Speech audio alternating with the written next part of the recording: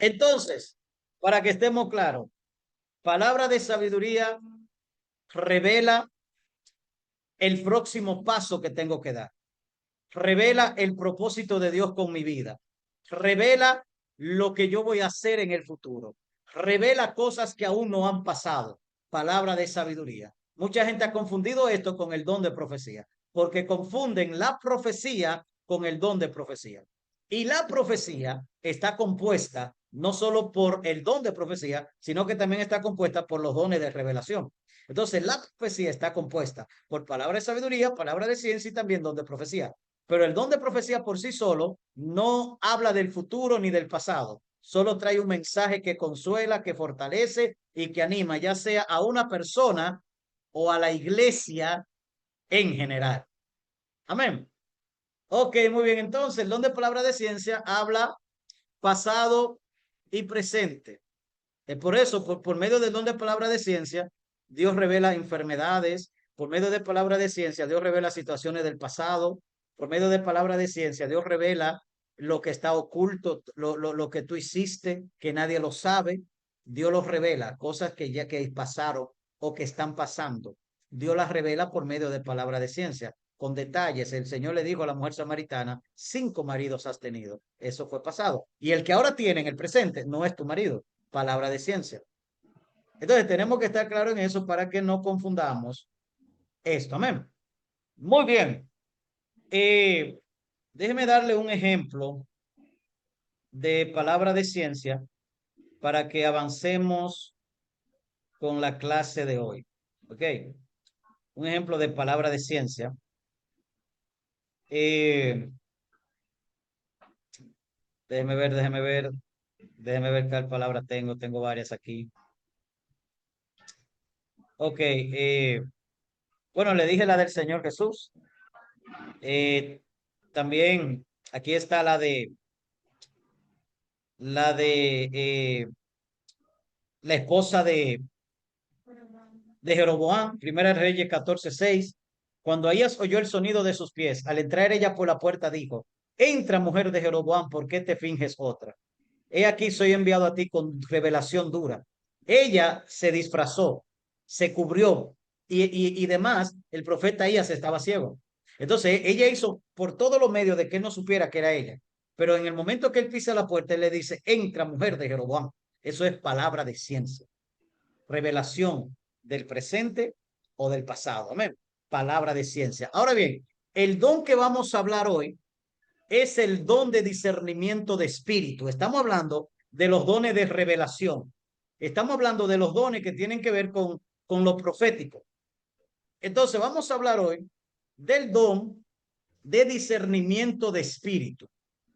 Este don de discernimiento de espíritu es un don muy importante en la iglesia. Es muy necesario. Es muy necesario el don de discernimiento de espíritu. ¿Por qué este don de discernimiento de espíritu es muy necesario? Porque dice 2 Corintios 11:13, dice: porque estos son falsos apóstoles, obreros fraudulentos, que se disfrazan como apóstoles de Cristo. Escuche esto, se disfrazan como apóstoles de Cristo. Y no es maravilla, porque el mismo Satanás se disfraza como ángel de luz. Así que no es extraño si también sus ministros se disfrazan como ministros de justicia, cuyo fin serán conforme a sus obras. Miren lo que está diciendo Pablo. Pablo está diciendo que en la iglesia se van a infiltrar ministros de Satanás disfrazándose como apóstoles de Cristo. Eso es lo que está diciendo el apóstol Pablo. Que en la iglesia se van a infiltrar ministros de Satanás disfrazándose de hombres de Dios, de evangelista, de profeta, de apóstol, de pastor. Se están disfrazando, pero son ministros de Satanás. Lee el versículo bien para que vea. 2 Corintios 11:13. Porque estos son falsos apóstoles, obreros fraudulentos, que se disfrazan como apóstoles de Cristo. Se disfrazan, pero por dentro no lo son. Y no es maravilla, porque el mismo Satanás se disfraza como ángel de luz. Satanás se disfraza como ángel de luz para engañar en la iglesia. Para engañar en la iglesia. Y dice, así que no es extraño si también sus ministros, los ministros de Satanás, también dice, se disfrazan como ministros de justicia, cuyo fin serán conforme a sus obras. Ahora mismo hay en las iglesias ministros de Satanás disfrazados de ministros de justicia y son ministros de Satanás. Ahora mismo hay en la iglesia espíritus demoníacos que fingen ser el Espíritu Santo y que dan sueño y dan revelación y dan guianza y la gente se están dejando llevar de ellos y creen que es el Espíritu Santo. Ahora mismo hay espíritus demoníacos que se mueven en los cultos haciendo creer a la iglesia que se está moviendo el Espíritu de Dios. ¿Y por qué la iglesia cae en la trampa de dejar que esos espíritus operen y esos ministros operen? Porque no está operando el discernimiento de espíritu. Yo tuve una experiencia en Colombia. Yo fui en Colombia en el 2014 a, a, a organizar para un ministerio llamado Ciudades para Cristo, a organizar un evento, una actividad allá evangelística y misionera. Y cuando yo fui allá, una de las jóvenes que encontramos para que formara parte del equipo salió embarazada de un evangelista, entre comillas, un evangelista dominicano.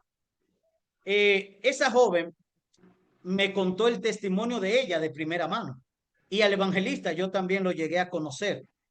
Y ella me dijo, pastor, mire lo que pasó. Él un día estaba hablando conmigo y mientras él hablaba conmigo, él me miró y me dijo, en ti está el espíritu de Santa Marta, me dijo. Y luego él me miró y me dijo, espíritu de Santa Marta, sube.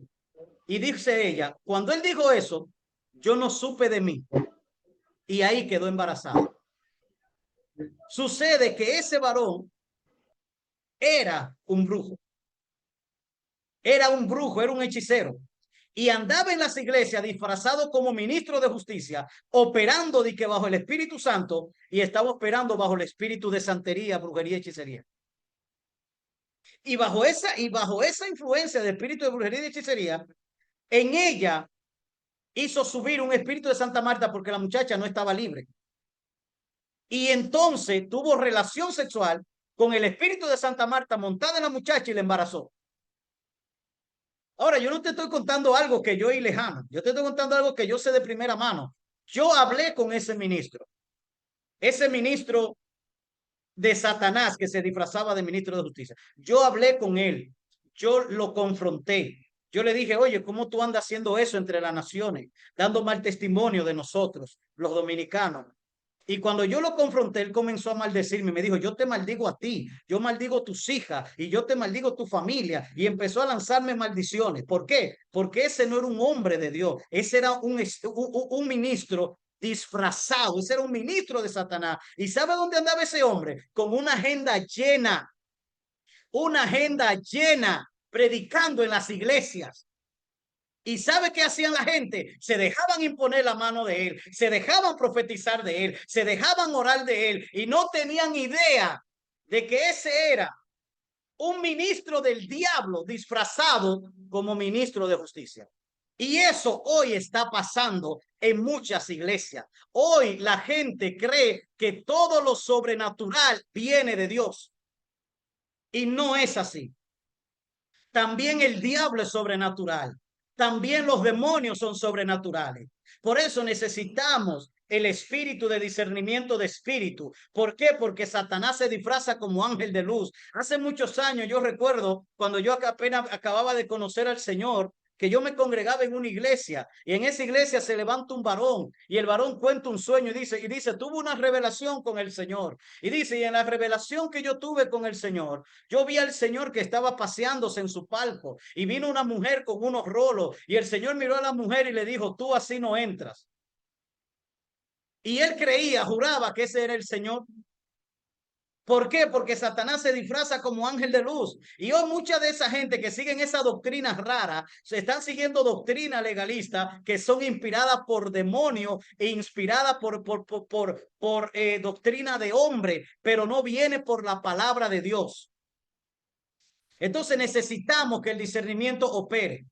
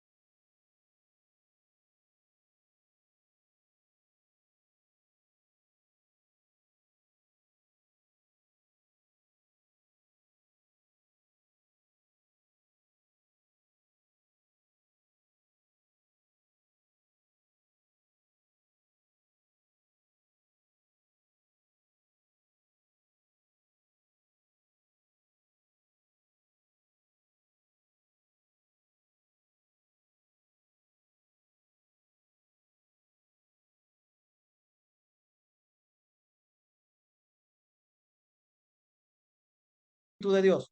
Entonces, el don de discernimiento de espíritu te hace ver si es el espíritu de Dios que está operando detrás de alguien o no. También el don de discernimiento de espíritu te hace entender si es un demonio o si es un ángel de Dios. Si es un demonio o si es un ángel de Dios. Dice Hechos 27, 23 y 24. Porque esta noche, dice Pablo, ha estado conmigo el ángel de Dios de quien soy, a quien sirvo. Diciendo Pablo, no teme, necesario que comparezca ante el César, y he aquí Dios te ha concedido todo lo que navegan contigo.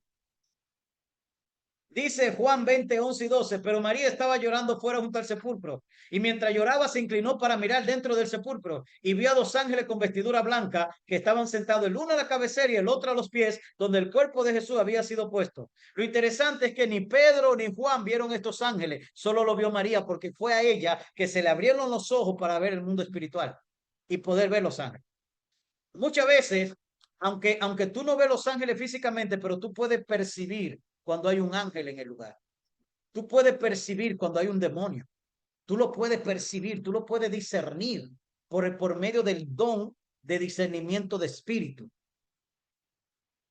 Y tal vez me estoy adelantando a mí mismo, pero cuando hay un demonio, tú sientes una incomodidad, tú sientes una inquietud, tú sientes una falta de paz, tú sientes un escalofrío, tú sientes como que un olor a azufre, como que un olor a ese fecal, y tú dices, pero ¿qué es lo que está pasando? ¿Por qué me siento así? Porque el Espíritu de Dios te está, por medio del don de discernimiento, te está revelando que hay algo ahí que no es de Él, que es un demonio que hay ahí. Y te llega el olor a pudredumbre, a ese fecales, te llega un olor a azufre, de repente se te mete un olor a la nariz como si alguien está fumando cerca. Y dices, pero aquí yo no veo a nadie fumando y este olor a cigarrillo, a azufre, ¿qué es esto? Es el Espíritu de Dios dándote discernimiento de lo invisible que hay por ahí, que otros no ven, pero te está haciendo a ti saber qué se mueve ahí. Otras veces tú sientes y percibes que hay un ángel. Yo he percibido ángeles y yo he podido saber dónde están. Y yo he podido ver, wow, hay un ángel que está parado detrás de ti. Hay un ángel que está contigo, que se va contigo ahora cuando te desmontes del vehículo. No lo estoy viendo físicamente porque es donde discernimiento de espíritu. El espíritu no se ve, lo espiritual es invisible, pero por el espíritu de Dios tú lo puedes discernir y saber. ¿Me entienden? Y saber si es un demonio, es un ángel, o saber si es el espíritu de Dios también. Por medio del discernimiento de espíritu, tú puedes discernir los espíritus demoníacos. Dice Lucas 13:11, y había allí una enfermedad había allí una mujer que desde hacía 18 años tenía espíritu de enfermedad y andaba encorvada y en ninguna manera se podía enderezar. Cuando Jesús la vio, la llamó y le dijo, mujer, eres libre de tu enfermedad. Y puso la mano sobre ello y ella se enderezó luego y glorificaba a Dios. Ella estaba enferma, encorvada, una joroba, pero Jesús sabía qué había detrás de esa joroba. Era un espíritu de enfermedad. También dice la Biblia,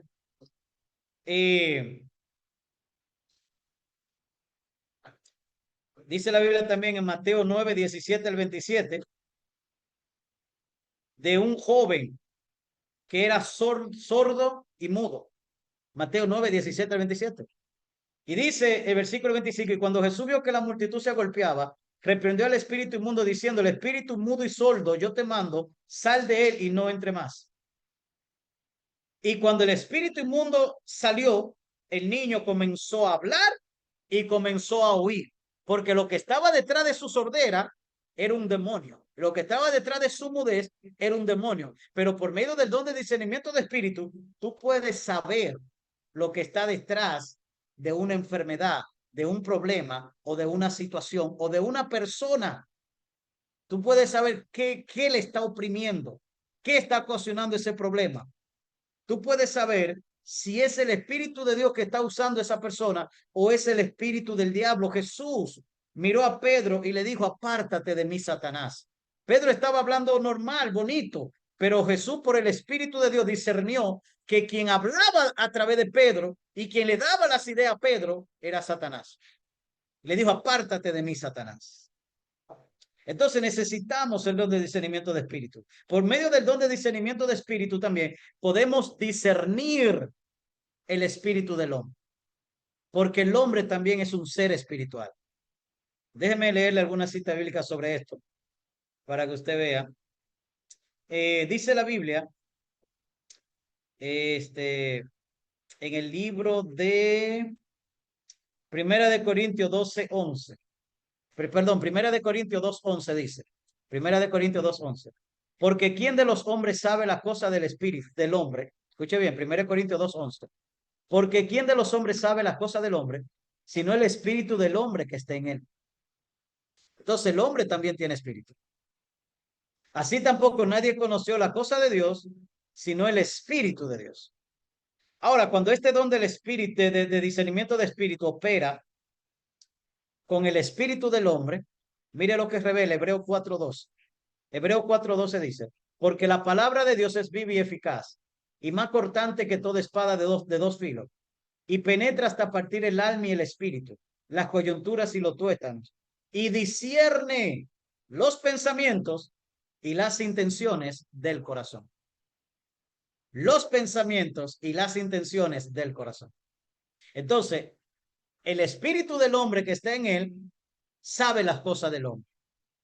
Entonces, puede que el hombre no te esté diciendo la verdad, pero en su interior él sabe la verdad.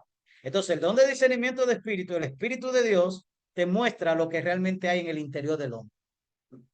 Te lo muestra. Te discierne los pensamientos y las intenciones de su corazón por medio del don de discernimiento de espíritu. Ejemplo de esto, ejemplo de esto, déjenme mostrarle algunos ejemplos. El Señor Jesús es un ejemplo tan claro. El Señor Jesús, Juan capítulo 2 23 y 25. Evangelio según San Juan, capítulo 2 23 y 25 dice, estando en Jerusalén en la fiesta de la Pascua, muchos creyeron en su nombre, viendo las señales que hacía. Pero Jesús mismo no se fiaba de ellos, porque conocía a todos, y no tenía necesidad de que nadie le diese testimonio del hombre, porque él sabía lo que había en el hombre. Él sabía lo que había en el hombre, discernimiento de espíritu. Es el espíritu del hombre que conoce toda la cosa del hombre. Y Jesús, por medio del discernimiento de espíritu, podía saber lo que el espíritu del hombre sabía. Conocía las intenciones y los motivos de su corazón. Dice Juan 1:47. Cuando Jesús vio a Natanael que se le acercaba, dijo de él, he aquí un verdadero israelita en quien no hay engaño. Discernimiento de espíritu, discerniendo el espíritu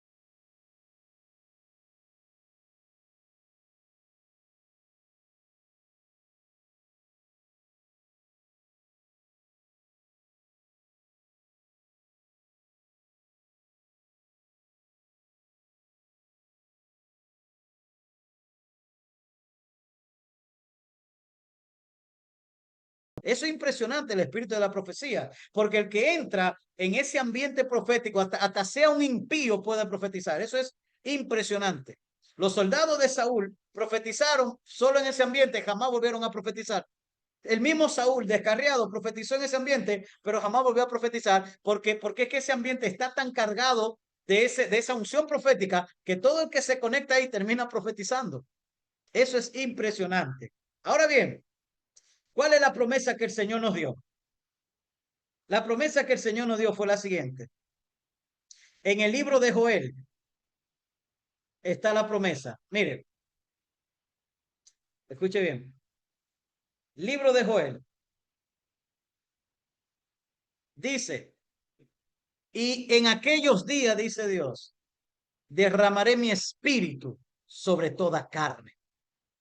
Derramaré mi espíritu sobre toda carne. Dice Joel 2:28. Derramaré mi espíritu sobre toda carne, y vuestros hijos y vuestras hijas profetizarán. Vuestros siervos y siervas profetizarán. Ahora, en el libro de los Hechos, el apóstol Pablo, cuando el Espíritu Santo es derramado, el apóstol Pablo vuelve a tocar esa cita. Y el apóstol Pedro, perdón, dice en Hechos capítulo 2, versículo 17. Mas esto es lo dicho por el profeta Joel, Hechos 2:17. Y en los postreros días, dice Dios, derramaré de mi espíritu sobre toda carne. Y vuestros hijos y vuestras hijas profetizarán. Vuestros jóvenes verán visiones y vuestros ancianos soñarán sueños. Y de cierto sobre mi siervo y sobre mi sierva en aquellos días derramaré de mi espíritu y profetizarán. Mire esto.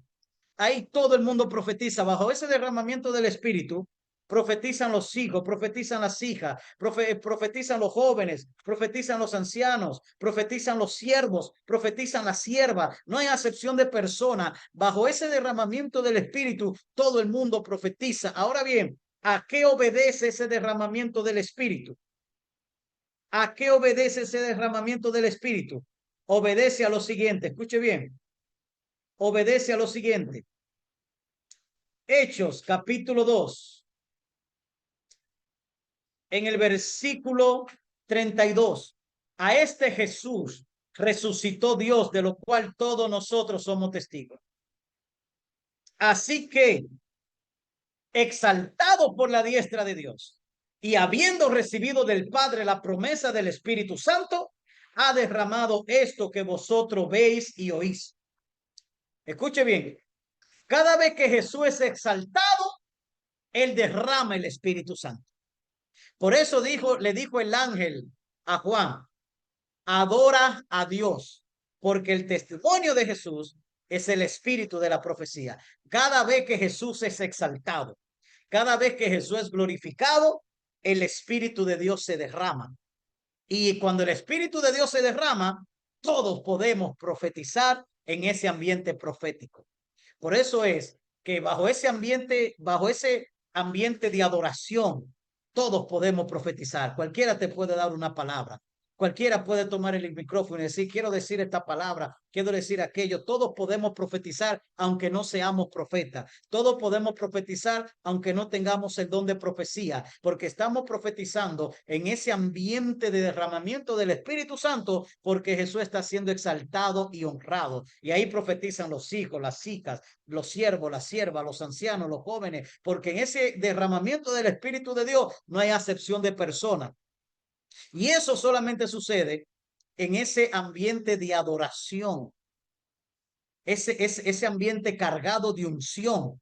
Se manifiesta el espíritu de la profecía para que profeticemos. Ese es el espíritu de la profecía. Amén. Ese es el espíritu de la profecía. Muy bien, tenemos 3 minutos para las 9. Yo quiero brevemente que nosotros tomemos un momento para exaltar y glorificar a Jesús, para darle libertad al Espíritu del Señor a que se derrame y traiga sobre nosotros el espíritu de la profecía. Tú eres un hijo, tú eres una hija de Dios, tú eres un siervo, tú eres una sierva de Dios, tú eres un joven, tú puedes que sea un anciano, pero todos nosotros, bajo ese ambiente profético de adoración y de exaltación, podemos ministrar bajo ese espíritu de la profecía. Amén. Amén, amén. Yo quiero invitarle a que usted cierre sus ojos un momento. Y yo quiero invitarle a que usted escriba lo que Dios le diga para su vida en medio de ese ambiente de adoración.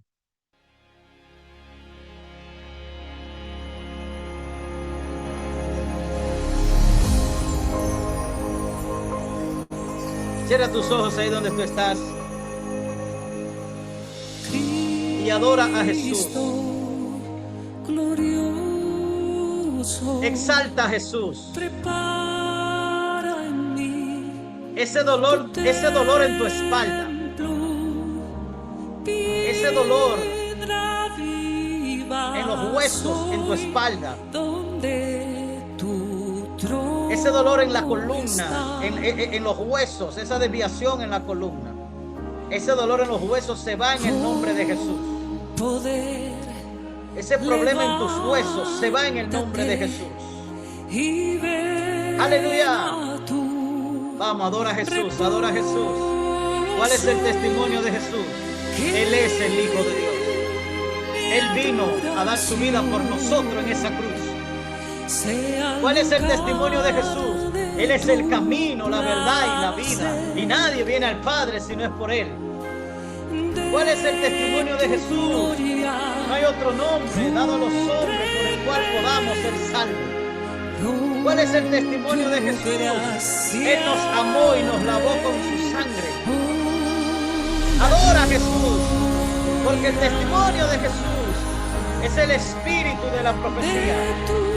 Cristo, lo que Él hizo por nosotros, como Él se entregó, como Él nos amó, como Él murió en esa cruz.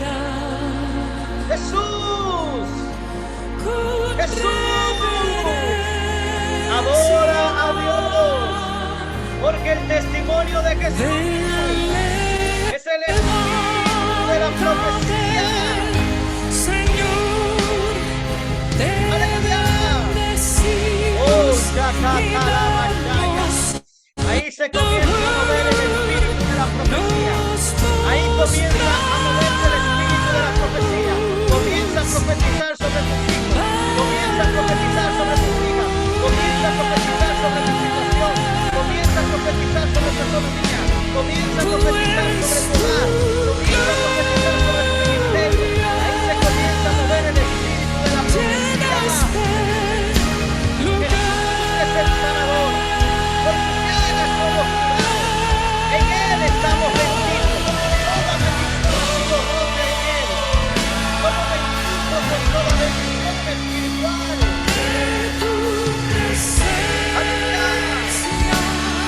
Se mueve el espíritu de la profecía. Se activa sobre tu vida. Se activa sobre tu vida. En el nombre de Jesús. Oh, aleluya.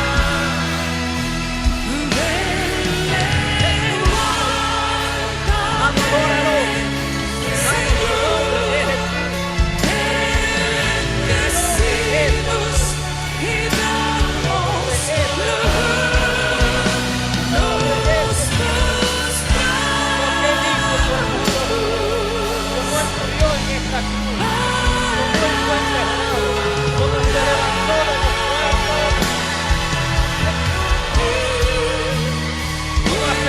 Jesús. Todo